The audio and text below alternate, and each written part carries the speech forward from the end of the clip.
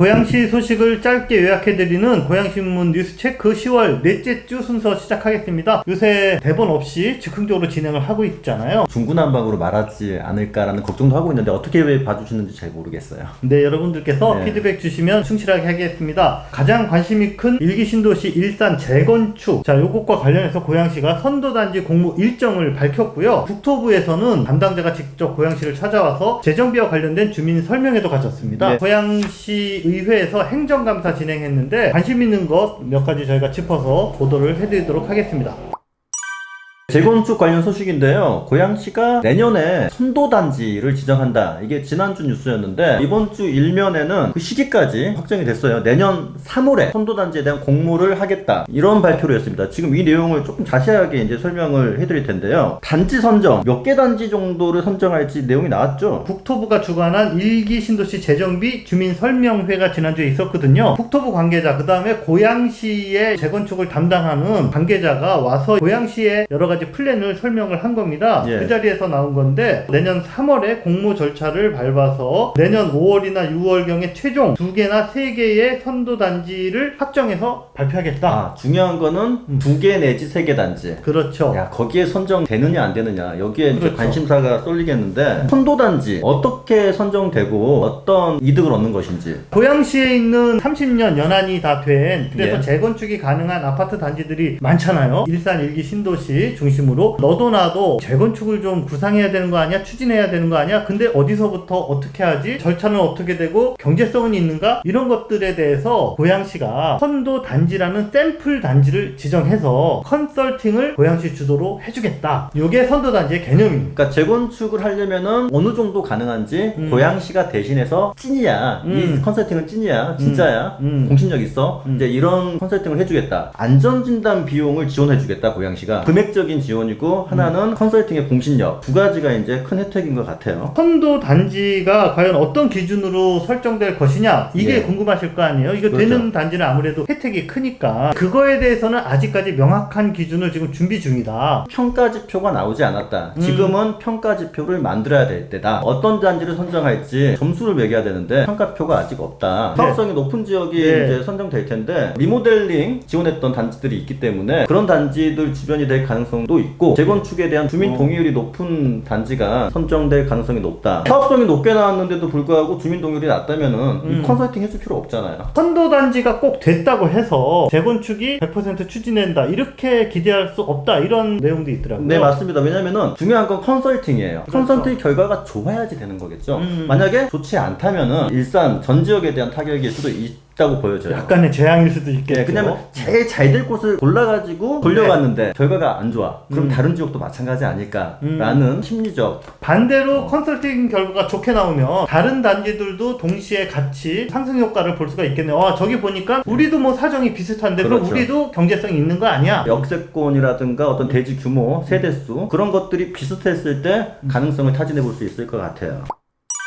국토부 주민설명회에서 방금 이런 내용들이 나왔는데 지금까지는 고양시 얘기만 들었어요. 정작 중요한 거는 거기서 국토부 관계자가 나와서 어떤 얘기를 했는지 주민들과 질의응답도 있었거든요. 질의응답 내용 중심으로 한번 얘기를 풀어나가 보죠. 국토부 주민설명회 일기 신도시를 찾아다니면서 직접 국토부가 본인들의 플랜을 밝히는 건데 왜 마련했을까를 먼저 생각을 해보니까 한마디로 표현하면은 민심 달래기용이다 라고 이제 볼 수 있을 것 같아요. 주민설명회에서 이야기된 거는 우리가 이 마스터 플랜을 지금 2년 걸리는 거 이게 시간 끄는 게 아니라 정부 그 다음에 지자체가 각각 그렇게 세워야 되는 그런 계획을 우리가 통합해서 좀 빨리 하는 거니까 조바심하지 말아달라 이런 이제 설명을 했는데도 불구하고 질의응답 시간에 보니까 아니 그 마스터 플랜 그거 꼭 세워야 되는 건가요? 이 질문이 또 나오더라고요. 중요한 거는 국토부에서도 선도 단지가 아니고 이번에는 선도 지구를 선정한다고 해요. 고양시 지자체랑 달리 2024년에 마스터 플랜이 나올 때쯤에 선정을 하겠다라고 했어요. 요것 좀 확인해보죠. 사실은 국토부도 이거에 대해서 명확하게 자 지구는 어느 정도 규모입니다 라고 지금 답변을 못해요. 다만 단지보다는 조금 더 큰 곳으로 우리가 설정하고 있고 규모에 대해서도 지금 구체적으로 우리가 계획을 하고 있다 정도로만 이야기를 합니다. 정부에서도 일기 신도시에 대해서 시범적으로 정부의 정책과 플랜, 가능성 이런 것들을 우선적으로 적용해 볼 수 있는 이런 것이 필요하니까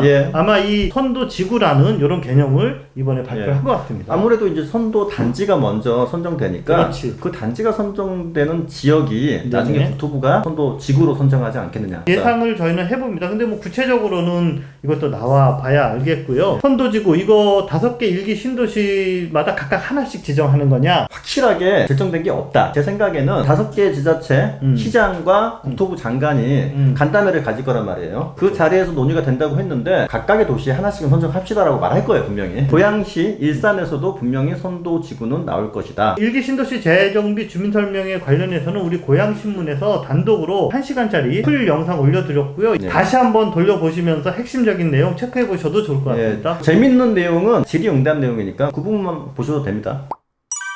고양시에 농업기술센터라고 있습니다. 농민들을 위한 부서가 몰려있는 곳인데 거기에 문제점이 있다. 이제 이런 내용인데요. 농산물 가공센터라는 것을 운영하고 있어요. 농가들이 들어와가지고 거기서 가공물을, 즉 상품을 생산하는 곳인데 농산물을 이용해서 이 센터 운영이 문제가 있다. 어떤 문제가 있었는지 좀 설명을 해주시죠. 이게 만들어진 지 6년 동안 특정 농가에서만 이 시설을 독점하고 있다. 자, 그러니까 보니까 초기 mem버 변함이 없어요. 들어오지도 않고 나가지도 않아.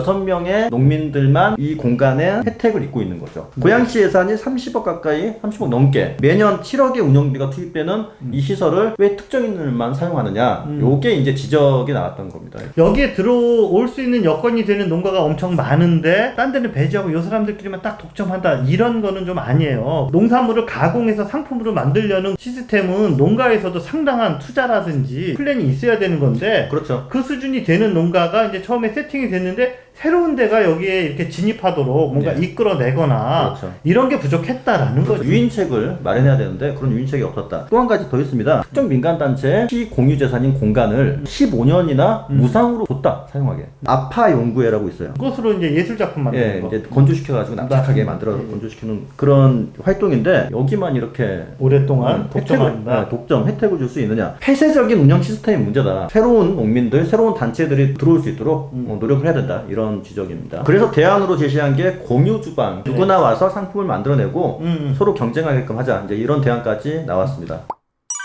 과거에 JTBC에서 전국적으로 이슈가 탔던 그런 내용인데 고양시 부지를 헐값으로 매각했다는 의혹 때문에 공무원들이 수사 대상에 오른 것인데요. 참고로 이게 최성시장 때 이야기죠. 공무원 3명인데 그 3명에 대한 수사를 의뢰한 지가 1년이 넘었어요. 근데 지금까지 소식이 없다 보니까 송주근 시의원이 수사 의뢰해놓고 너무나 그냥 손 놓고 있는 거 아니냐.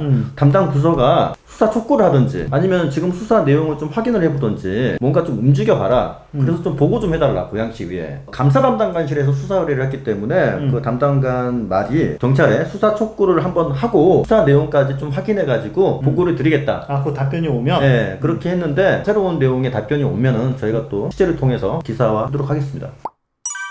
킨텍스와 함께 또 고양시의 오랜 골칫거리, 짝꿍입니다, 짝꿍. 요진 YCT. 금방 준공될 것 같다, 이런 이야기 해주신 적 있잖아요. 맞습니다. 내년 6월쯤에는 준공이 될 것 같다라는 기사였고요. 업무 빌딩이 도대체 뭐냐, 이게 왜 문제냐면은 요진이 고양시에 기부 체납할 재산이에요, 이게. 그렇죠. 이 빌딩은 요진이 지었지만은 고양시가 가져와야 되는 재산이거든요. 그래서 이제 관심이 높았는데 이게 지금도 소송 중입니다. 그런데 소송 결과가 굉장히 의미 있는 소송 결과가 나왔다. 이게 어떤 내용이 있냐면요, 기부 체납 이행을 해라. 그리고 그 이행의 내용이 정확하게 연면적이 딱 나왔습니다. 공교롭게도 짓고 있는 건물의 연면적과 거의 유사해요. 그래요? 예, 그래서 그냥 그 건물 통째로 가져가면 돼요. 이게 2심 판결인데요. 네. 1심 판결에서는 문제가 있었던 게 기부채납 채무가 있다, 그 채무를 확인하는 판결 정도에서 그쳤거든요. 근데 이번에 판결이 어떤 의미가 있냐면은 그 채무가 확인됐고 그걸 이행해라 라는 명령이네요. 네, 이행해야 된다 라는 명령이 떨어졌기 때문에 이거는 이제 강제력이 있는 거예요, 기부채납에 대한. 그렇기 때문에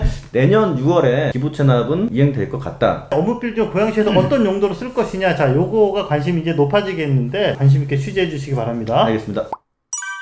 자, 고양시의 뭐 뜨거운 감자라고 할까요? 경제자유구역 지정 이동환 시장이 사활을 걸었는데 고양시가 경기도에 신청서를 접수를 했네요. 아시아 예선 지나야 예. 월드컵 나가는 것처럼 그렇죠. 아시아 예선전에 출전을 이제 하는 거예요. 그렇죠. 그게 바로 경기도에 신청서를 낸 신청서를 거죠. 제출한 건데 지난 14일 날 신청서 제출했습니다. 4-5개 지자체 신청한 것으로 이렇게 그냥 파악이 되고 있는데 그렇다면은 이게 언제 결정이 되느냐 예산 예. 통과 여부가 그게 바로 10월 말 또는 11월 초면은 경제자유구역이 1차 예산 통과하는지 안 하는지 결정이 난다. 아, 한 달 내에 그냥 결정이 나는군요. 그러네요. 한 달 안에 이동환 시장의 그 첫 번째 가장 큰 공약이 추진될 것이냐 아니면은 브레이크가 걸리느냐 운명의 한 달이 기다리고 있다라고 볼 수 있을 것 같습니다. 근데 지금 뭐 경기도가 한 개를 뽑는지 두세 개를 뽑는지 그것도 몰라요. 지금 그게 확정이 안 됐기 때문에 저희가 네. 가늠해 볼 수는 없지만은 예선전에는 들어가지 않겠느냐 그런 관측은 나오고 있습니다. 고양시 마을버스 요금이 서울보다 비쌀까요? 쌀까요? 비쌉니다. 비쌉니까? 확실히 예. 알고 계세요? 예. 네, 그러네요. 이번에 봤는데 심상정 국회의원이 국감에서 이렇게 확인한 내용입니다. 서울이 900원, 경기도가 평균 1250원에서 1350원 정도인데 고양시가 딱 중간치인 예. 1300원이에요. 경기도 평균이라고 보시면 네네. 되는데 고양시가 경기도에서 따져보면은 평균치에 속하지만은 서울과 비교했을 때는 비싸다. 한 번 탈 때마다 400원씩 손해보는 느낌. 심상정 의원의 이제 국감 질의였는데 구조적으로 따져보면은 광역지자체와 고양시 같은 지자체 이 매칭 비율 문제도 있고요. 재정 자립도가 낮다 보니까 요금을 올려가지고 시민들 부담을 좀 높이는 그런 경향들 이런 경향들이 있기 때문에 그렇다. 그리고 물리적으로도 사실은 경기도는 아무래도 운행거리나 이런 게 좀 그렇죠. 길잖아요. 그래서 도로는 복합 지역이고 네, 그러니까 노선 자체가 적재가 날 가능성이 높죠. 그러긴 해요. 경기도 차원에서 교통 취약계층 특히 이분들에게 지원책이나 이런 걸 네. 적극적으로 고려해라 라는 주문이었습니다. 공공 어린이 재활병원이라는 게 있습니다. 네. 예, 이게 경기도에서는 유일하게 고양시에 있어요. 어디에 있냐면은 바로 백석동에 있는 일산병원에 공공 어린이 재활병원이 있는데 내년에 예산이 빵원으로 깎였다. 공공 어린이 재활병원이 뭐 하는데? 신체적으로 좀 힘든 그런 어린이들이 재활을 받는 곳입니다. 작년에 정부가 서울시랑 일산, 고양시에 한 개씩 딱 두 곳 지정을 해가지고 개원을 했거든요. 고양시 같은 경우에는 특히나 장애인들이 좀 많습니다. 왜냐면은 좀 역사가 깊은 홀트 같은 곳이 있기 때문에. 그렇죠. 그 다음에 장애인 학교도 4개나 돼요. 일산으로 이사 오기도 하거든요. 그래서 이제 이런 병원들이 만들어진 것인데. 일산에 들어서게 된 건데. 예. 그런데 윤석열 정부 들어서 세워놨던 예산 자체를 아예 제로로 만들어버렸어요. 그래서 이제 국감에서 지적이 됐고요. 삭감되면은 이게 다 인건비예요, 대부분이. 병원 간호사, 의사, 그 다음에 재활치료사. 기본적으로 이 운영 자체가 축소되게 되면은 결국 피해는 사회적 최약자라고 할 수 있죠. 장애 어린이. 그 어린이들만 피해를 입게 된다. 이거 큰 문제다. 라는 지적이 있기 때문에 조금 더 취재를 해서 장애 당사자 분들을 한번 만나볼 생각이에요. 장애인 가족이나 이런 분들도 이 문제에 대해서 지금 상당히 좀 관심이 크겠네요. 고양시 문제입니다. 뭐냐면은 아동복지사 호봉제를 도입한다 추진 중인데 지자체 중에서 우리 고양시만 반대하고 있어서 이게 잘 안 될 것 같다. 예, 이게 문제다라는 건데 호봉제가 뭔지 네. 좀 알려드리면은 아동복지사들의 호봉제가 도입될 경우에는 임금이 인상됩니다. 기본적으로. 즉 임금 인상을 위한 이런 정책인데 경기도가 마련했지만 지자체랑 매칭해서 사업비를 세우는 사업이기 때문에 지자체가 동의해줘야 돼요. 경기도 모든 지자체가 찬성했는데 고양시만 반대한다. 최저임금에 가까운 이런 급여를 받고 일하고 있는데 이거를 좀 현실화하자라는 게 호봉제 도입의 취지잖아요. 맞습니다. 이제 종사자들의 복지가 중요한 이유가 종사자들의 복지가 안정되지 않으면은 그 아동들에게 가는 서비스의 질이 떨어질 수밖에 뭐 없거든요. 당연한 얘기죠. 왜 이동환 시장은 이 사업에 굳이 반대하느냐? 굳이 잠깐만 이거를 이동환 시장이 안 하겠다는 건가요? 아니면 비율을 조정하겠다라는 건가요? 한 번 더 검토하고 고양시 예산이 많이 투입되는 것 같으니까 좀 비율을 조정해보겠다. 고양시 담당 부서도 그렇고 경기도 부서도 그렇고 둘 다 난감하다고 하고 있어요. 지금 빨리 결정이 됐으면 하는 바람입니다. 자, 저희가 이동환 시장 취임 100일을 맞아서 취임 100일 진단기사를 지금 기획기사를 쓰고 있는데 이번이 세 번째 순서입니다. 네. 이번에는 주민자치, 공동체 그런 사업에 대한 네. 이동환 시장의 인식, 어떤 지향을 확인해보는 시간인데요. 자율적으로 주민들 스스로 사업을 해봐라 라는 그런 기조였는데 지금은 내가 관리하겠다. 스스로 할 필요 있나? 그래서 사업을 좀 줄이고 대표적인 것이 일산 농협, 창고. 그렇죠. 원래 주민들이 이제 사용하려고 했는데 아예 그냥 민간에 임대를 주겠다라는 그런 계획까지 지금 짜여지고 있는 것 같아요. 주민 커뮤니티 네. 공간이라고 만들어 놓고 네. 각 부서에다가 자, 그 공간을 유료로 임대해라. 아니면은 수익을 낼 만한 단체가 들어와서 자체적으로 돈 벌어가면서 운영해라. 이렇게 지금 이야기를 하고 있거든요. 그래서 결국은 이제 예산은 줄이고 주민 공간은 수익 사업을 하는 방향으로 네. 그렇게 바뀌고 있다. 결론을 얘기하면은 캐치프레이즈가 그거였어요. 오직 시민만 바라보겠다. 그동안 시장이 후보 때 얘기했는데 과연 그게 그 방향으로 가고 있는 것인가? 오히려 적극적으로 참여하던 시민들을 소외시키고 있지 않은가 고민들이 고양시 곳곳에서 지금 좀 터져나오고 있는 상황입니다. 좀 더 자세한 기사는 고양신문 3면 특집 기획 기사를 여러분들께서 읽어주시면 감사하겠습니다.